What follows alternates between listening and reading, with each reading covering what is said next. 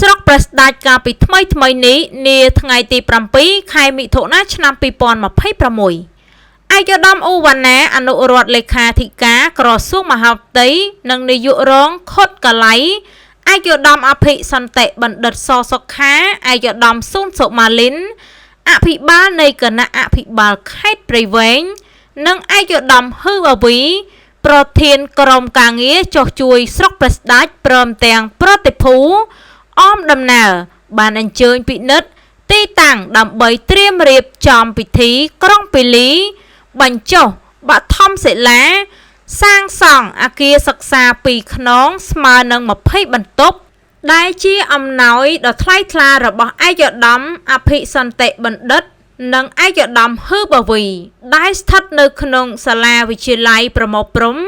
ស្ថិតនៅក្នុងទឹកដីស្រុកព្រះស្ដេចខេត្តព្រៃវែងចានាងខ្ញុំជាកូនអ្នកខាងស្រុកព្រះស្ដេចខេត្តព្រៃវែងចាសូមចូលរួមចែករំលែកអំពីទស្សនវិជ្ជាដ៏សែនកម្រមានដ៏សែនថ្លៃថ្លាដែលកើតមាននៅក្នុងទីតាំងនៃវិទ្យាល័យប្រមូលព្រំចាស្រុកព្រះស្ដេចឲ្យមូលហេតុដែលនាងខ្ញុំលើកយកមកអធិប្បាយព្រោះដោយសារតែសាលាប្រមូលព្រំចាជាទីកន្លែងដែលខ្ញុំបានក្រេបជញ្ជក់នៅចំណេះដឹងពីទីនេះរយៈពេល3ឆ្នាំដូច្នេះហើយសូមចូលរួមចែករំលែកនៅពេលបច្ចុប្បន្នជូនលោកគ្រូអ្នកគ្រូនិងសិស្សានុសិស្សចាព្រមទាំងបងប្អូនប្រជាពលរដ្ឋចាជាពិសេសថ្នាក់ដឹកនាំនៅក្នុង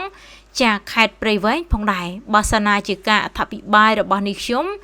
ចាពិពណ៌នាទៅមានចំណុចណាដែលឆ្គងឬក៏ទាស់ត្រង់កន្លែងណាមួយសង្ឃឹមថាឯកឧត្តមលោកជំទាវទាំងអស់ចាលោកគ្រូអ្នកគ្រូសិស្សានុសិស្សព្រមទាំងបងប្អូនប្រជាពលរដ្ឋចាជាស្រ័យមកកាន់នាងខ្ញុំផងដែរគណៈពេលនេះ